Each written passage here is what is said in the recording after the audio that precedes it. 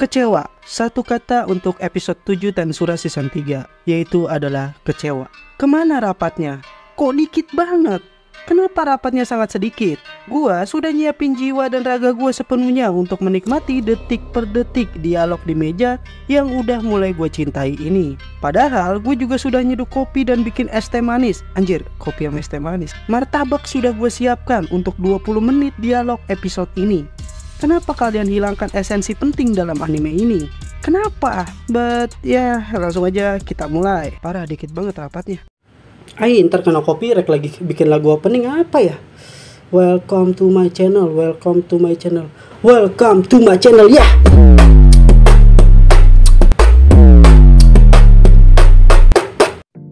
Seperti yang kalian sudah tahu, sudah 7 minggu berlalu semenjak season 3 ini ditayangkan.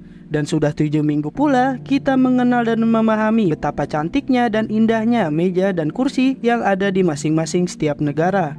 Betapa manisnya dan pentingnya dialog yang ada di antara mulut-mulut para bangsawan dan pemimpin negara. Kenapa kalian kurangkan esensi anime ini? Gua sampai-sampai mau nangis loh, karena rapatnya itu dikit banget gitu. And cut. Ya bolehlah gue main Cheetah Fitri season 9, but anyway, let's go back to the content. Seperti biasa, gue akan membahas alur dan hal-hal menarik yang bisa dibahas di episode kali ini. Episode ini dibuka dengan adegan Rimuru yang memikirkan tentang Hinata dan di mana scene ini sempat muncul dari trailer 1 sampai ketiganya. Tentang bagaimana cara menghadapi Rimuru akan menanggapi si Hinata Sakaguchi. Lalu gambar berpindah nih menampilkan Hinata yang sedang berkemah dan saat perjalanan menuju ke Tempest. Dengan 4 orang kapten yang mengikutinya, yaitu Arnold, Bacchus, Fritz, dan Litus.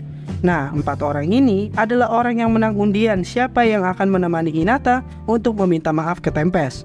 Dan seperti episode sebelumnya, kalau Renard dan Garde itu tetap menyusul dengan membawa pasukan Crusader, kenapa nggak semua kapten aja ikut ke Tempest buat dampingin Hinata? Jawabannya itu simple, karena kalau sampai semua kapten turun, kesannya tuh Hinata bukan mau berdiskusi, melainkan mereka mau berperang. Lah bang, bukannya emang Hinata kesono ngikutin kata Seven Luminaris bang buat ngelawan Rimuru sama Veldora? Enggak.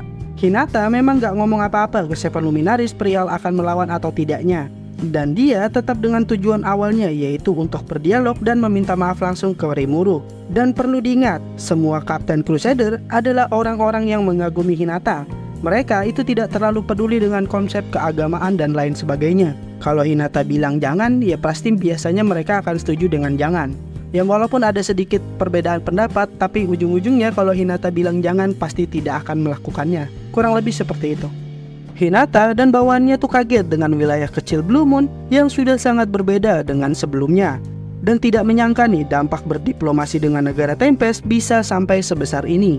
Nampak kebahagiaan di warga-warga Blue Moon.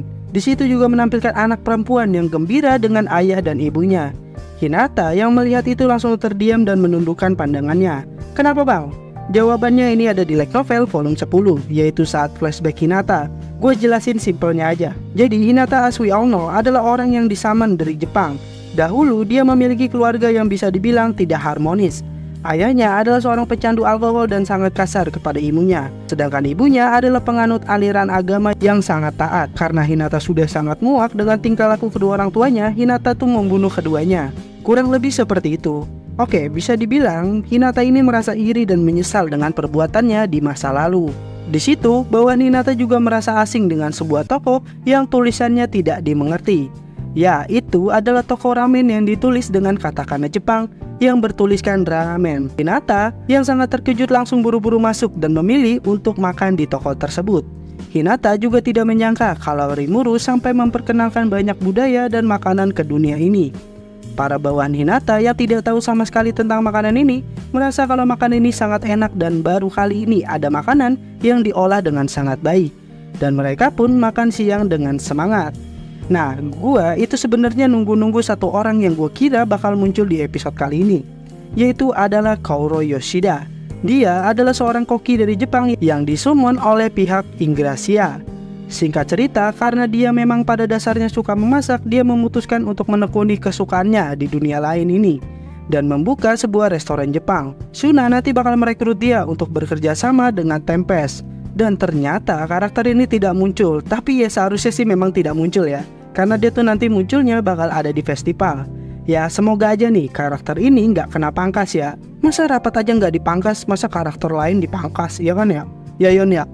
Hinata dan rombongannya pun sampai di wilayah hutan Jura dan sangat terkejut selama perjalanan dari Blue Moon sampai ke Tempest itu infrastruktur jalannya sangat rapi dan semakin mendekat ke Tempest semakin nyaman gitu jalanannya. Mereka juga disambut dengan sangat baik oleh penjaga wilayah Tempest dan diingatkan peraturan masuk wilayah Tempest, yaitu pertama tidak boleh buang sampah sembarangan dan tidak boleh berkelahi, dilarang merusak infrastruktur jalan karena itu adalah tindakan kriminal. Dan setiap 10 km akan ada tempat istirahat. Jika mereka memang punya uang, nanti ada setiap 40 km dan ada resort area atau hotel yang disediakan untuk petualang yang ingin berkunjung ke Tempest. Gimana nggak bagus coba? Negara Tempest sampai memikirkan rest area dan resort untuk orang yang ingin berkunjung ke negaranya. Menandakan Tempest bukanlah negara sembarangan dan tertata dengan sangat rapi dan uang negaranya itu digunakan dengan sangat baik. Ya, gue sempat ngira bakal ada pungli atau barang Hinata itu kena pajak sampai lebih dari harga barangnya. Wow. Oh ya, gue agak tricky nih. Ternyata bawahan Hinata tuh nggak tahu istilah kilometer. Nah itu kalau mau bangun jalan infrastruktur gimana anjir? Perluasan wilayah area dan pembangunannya itu pakai istilah apa gitu? Kalau kagak pakai istilah kilometer dan meter, gue sih nggak ngerti ya. Yang tahu coba tulis di kolom komentar. And singkat cerita mereka sampai di salah satu resort dan akhirnya yang gue tunggu nih yaitu adalah Rapat.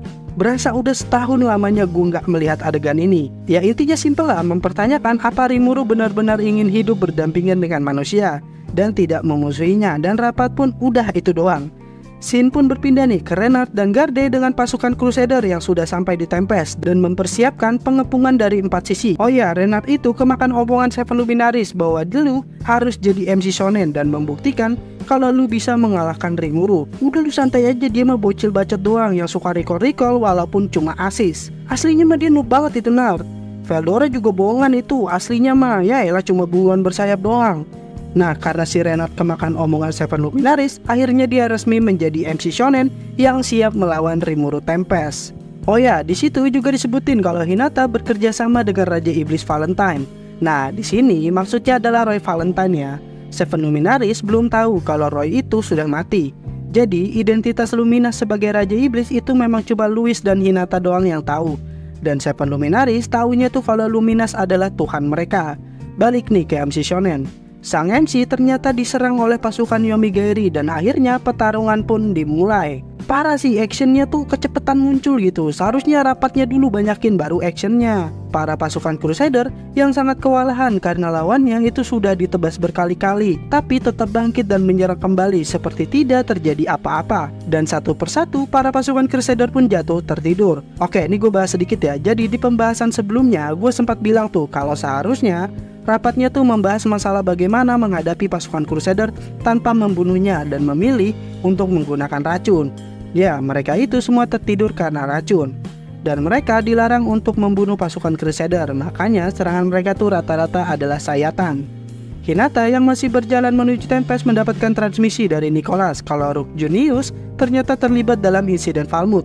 Dan mereka akan membantu perang di Falmouth. Nicholas juga mengingatkan untuk berhati-hati dengan Seven Luminaries. Ya walaupun Hinata seharusnya nggak tolol-tolol amat lah, padahal dia tuh udah curiga dari awal sama Seven Luminaries. Masa harus dibilang hati-hati terus? Pas dibilang hati-hati sama Seven Luminaries dia malah kayak orang bingung. Kan dia kan sekelas kapten gitu, calon pahlawan, masa nggak bisa berpikir sendiri dan harus diingatin hati-hati mulu gitu. Ya tapi mau gimana lagi gitu, karena memang plot ceritanya seperti itu. Rimuru yang tahu kalau Hinata melakukan komunikasi transmisi ditambah mulainya pertarungan pasukan Yomigaeri membuat Rimuru semakin yakin kalau Hinata memang tidak mau berdialog dan gak mau ambil pusing lah, dan mereka pun akhirnya berangkat. Hinata yang merasakan kehadiran Renard dan kegaduhan yang terjadi mendatangi tempat pertarungan tersebut dan tidak menyangka kalau masalah ini menjadi semakin runyam, dan melihat sendiri betapa kuatnya pasukan Rimuru yang membuat pasukan Crusader banyak yang tumbang. Ya iyalah, di situ juga ada Gobbo dan Velgobzo, adik dari Velgobta. Oh ya, Gobzo itu polos banget anaknya. Sebenarnya dia ditugasin cuma buat mantau keadaan. Tapi karena Sion merasa lagi on fire, jadi daripada si Gobzo dijadiin bahan eksperimen Sion, gak ada pilihan lain selain Gobzo pun turun layaknya anak STM Bonjer. Sion pun juga langsung melompat dan ikut pertarungan. Nah, Sion nanti bakal lawan siapa bang? Dia bakal lawan Renard dan Garde. Oh iya, gue spoil sedikit nih, nanti bakal ada impostor. Tunggu aja di minggu depan. Hinata yang melihat Rimuru merasakan perbedaan yang sangat luar biasa dari Rimuru. Ditambah dengan Sophia dan Albis yang dikenal sebagai Trimusketir, ditambah juga dengan Zoe dan Benimaru yang ternyata ada di medan tempur. Hinata juga mengingatkan untuk berhati-hati karena Oni adalah makhluk yang berada di tingkatan A spesial atau satu tingkat di bawah S. Hinata juga merasa kalau Rimuru itu mempersiapkan pasukan yang jumlahnya seimbang dengan Hinata, yang tandanya kalau Rimuru itu memang ingin duel 1 lawan 1 tanpa diganggu oleh siapapun. Rimuru pun mengatakan kau datang lebih cepat dari yang kuperkirakan. Dan episode pun berakhir. Oh ya, gue tuh udah lihat scene ini berkali-kali gitu di trailer. Tapi entah kenapa adegan shoot pas Rimuru bilang ke Hinata menurut gue itu sangat bagus dan pas untuk dijadikan cliffhanger yang membangun hype untuk nonton di episode selanjutnya minggu depan. Nah itu dia pembahasan episode ke-7 dari Tensura Season 3. Sekarang gue pengen ngobrol sebentar nih sama kalian. Jujur, gue tuh salut sama studionya yang garap anime ini dengan mengambil referensinya dari light novel dan tidak mengurangi adegan yang ada di light novelnya. Gue sebagai pembaca novelnya tuh tidak ada masalah sama sekali. Tetapi balik lagi, nggak semua orang baca light novelnya. Mungkin tahu dari YouTube dan lain sebagainya. Dan lumayan kaget gitu kalau rapatnya ternyata sampai sebanyak ini. Ya gue tahu suara gue nggak akan sampai ke animatornya. Dan menurut gue secara kacamata awam nih, anime adalah media visual yang terkadang tidak semuanya harus gamblang ditampilkan dengan dialog. Dan gue cukup yakin akan lebih mudah diingat jika maksud dari light novel bisa disampaikan lebih baik dengan penggambaran visual yang bisa dinikmati penontonnya tanpa perlu baca subtitle terus menerus. Jadi gue juga tidak semata-mata gue suka dengan series ini, dan gue bakal nggak peduli gitu bahwa animenya ternyata kurang bisa mengadaptasikannya dengan lebih baik. Justru karena gue suka dengan series ini, gue pengen animenya tuh memang bisa memberikan yang terbaik. Ya ini sih cuma isi kepala gue aja sebagai pembacanya. Dan jujur saja channel ini juga bisa sampai sekarang karena dari series ini. Dan gue harap kalian cukup dewasa ya bisa mencerna maksud dari obrolan ini. Gue ucapin terima kasih nih ke teman-teman yang selalu setia dengerin sampai detik ini. Gue undur diri. Peace out and bye-bye.